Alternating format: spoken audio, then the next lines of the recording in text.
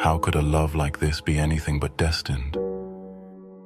We are not merely two souls passing in the night. We are cosmic constants. Our love was penned by the ink of destiny, sketched into the fabric of the universe before time had a name.